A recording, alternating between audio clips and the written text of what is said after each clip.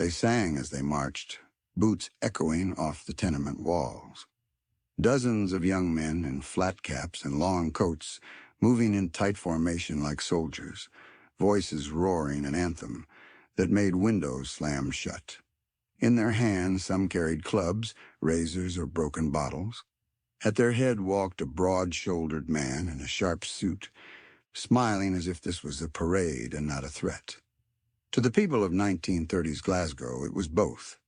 These were the Billy Boys, Scotland's street army, and they turned their city into something newspapers called Little Chicago.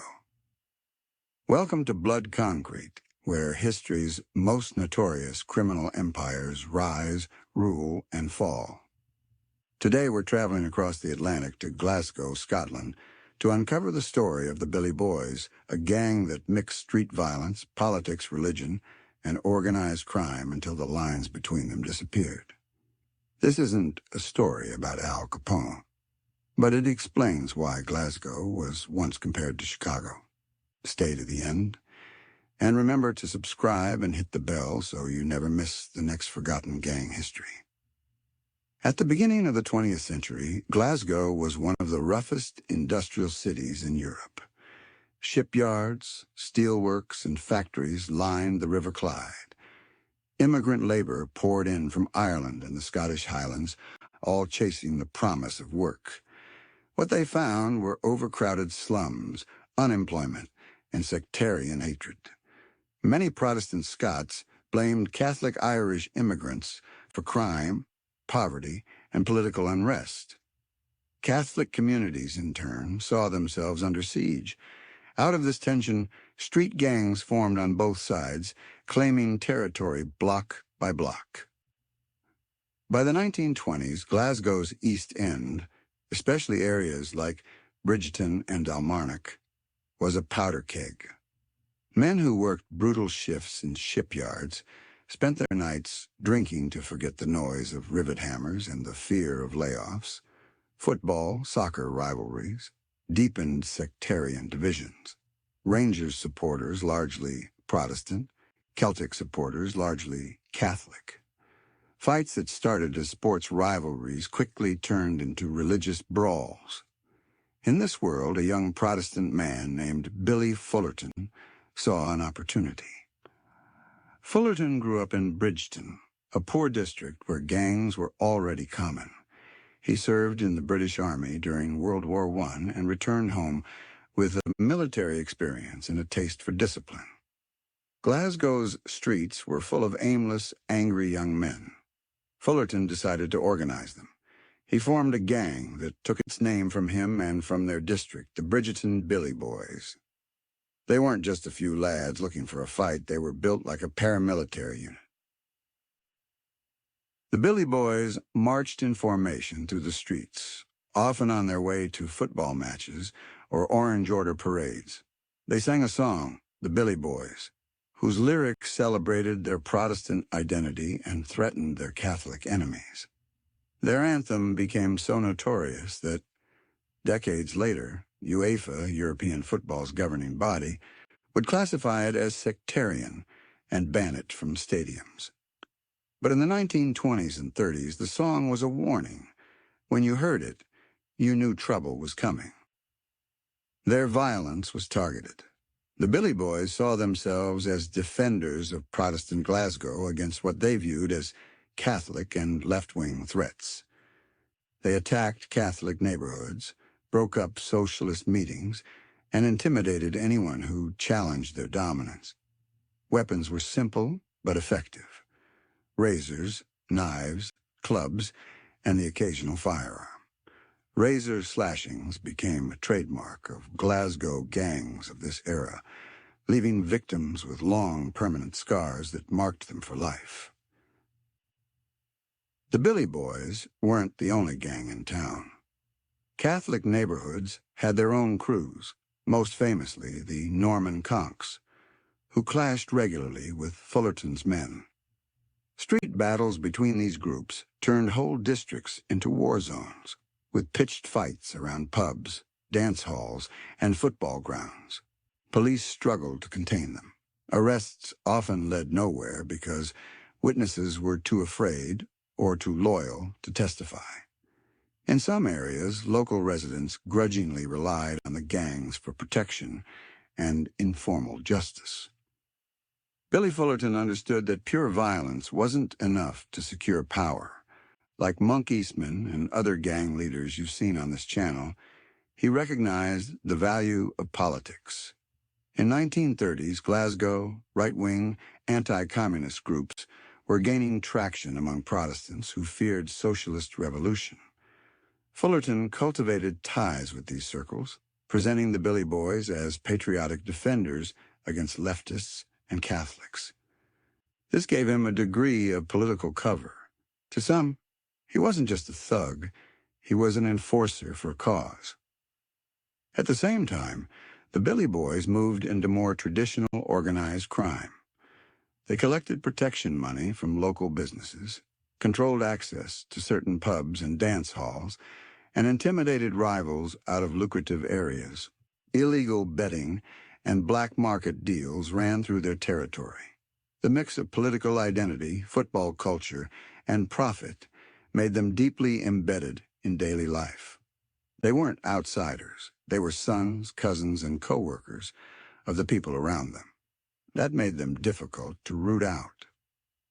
The Little Chicago nickname grew out of this mixture of gang power and civic weakness. Journalists compared Glasgow's violent sectarian gangs to the mob wars in American cities, especially Chicago under Al Capone. While the Billy Boys never built an empire as rich or structured as Capone's, the comparison captured something real. Ordinary citizens in both cities felt the state had lost control of certain neighborhoods. The streets belonged to the gangs, not the police. Eventually, the British authorities decided enough was enough. In the mid-1930s, a new chief constable, Sir Percy Sillitoe, took command of Glasgow's police. Sillitoe believed that tolerating gang fiefdoms was destroying the city. He launched a determined campaign to crush the Billy Boys and their rivals. Police raided gang hangouts, increased patrols in hotspots, and used new legal tools to impose tougher sentences. Sillitoe also targeted the gang's image, pushing to break the aura of invincibility that Fullerton had cultivated. One of Sillitoe's key tactics was simple but effective. Boots on the ground.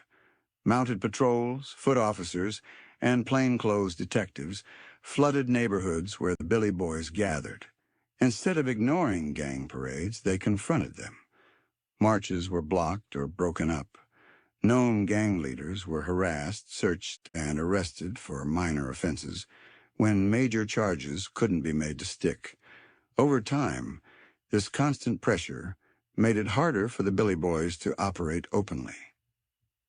The broader political climate also began to shift. The extremist movements that had flirted with men like Fullerton lost some of their appeal as Europe moved closer to war with Nazi Germany. After years of street dominance, Billy Fullerton's influence waned. Some accounts suggest he eventually cooperated with authorities or drifted into relatively quiet work later in life. The details of his final years are less dramatic than his heyday, which is often how gang stories end, not with a cinematic shootout, but with slow irrelevance. Yet the legacy of the Billy Boys didn't vanish.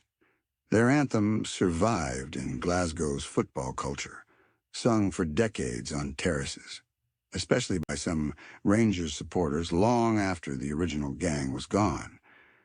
Became a symbol of sectarian identity, so powerful that authorities in Scotland and European football bodies eventually cracked down on it, seeing it as a source of hatred and division. The fact that a street gang song lived on long after its members faded shows how deep these lines cut into the city's soul. The Billy Boys also left scars that were quite literal. Many older Glaswegians carried razor marks from gang attacks, physical reminders etched into cheeks and throats. Stories of razor gangs became part of the city's grim folklore, reinforced in novels and films like the later No Mean City, which depicted Glasgow as a place of knives and broken bottles. Some historians argue that this image is exaggerated and unfair, but it reflects a real period when people genuinely feared walking certain streets at night. When you compare the Billy Boys to other gangs covered on this channel, a pattern emerges. Like the Dead Rabbits of New York, they grew out of poverty and ethnic tension. Like the Eastman Gang and the Purple Gang, they blurred the line between political muscle and criminal enterprise.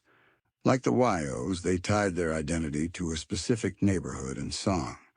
And like so many others, they eventually collapsed under the weight of state pressure, changing politics, and the simple passage of time. Today, Glasgow is a very different city. The shipyards have mostly fallen silent.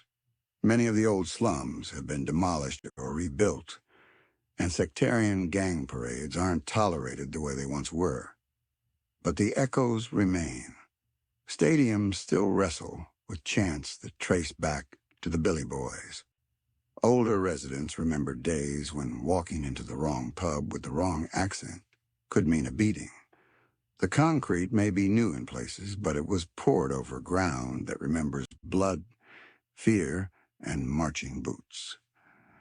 If this story changed how you see Glasgow and why it was once called Little Chicago, make sure you subscribe to Blood Concrete and hit the bell so you don't miss the next episode.